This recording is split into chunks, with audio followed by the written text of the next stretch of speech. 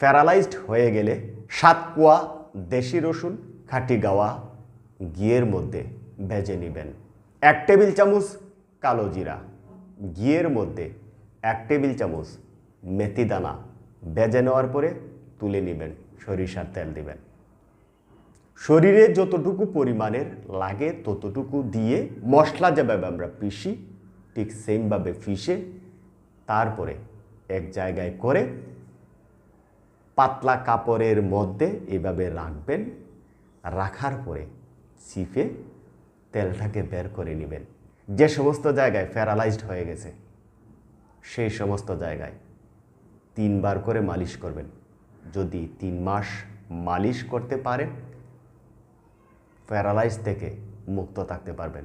মহান রব যদি আমার এই কথার মাধ্যমে আপনাকে সুস্থ করে তোলেন, শেষ দাঁড়াত অবস্থায় একটু দোয়া করবেন, মরহুম পিতার জন্যে একটু দোয়া করবেন।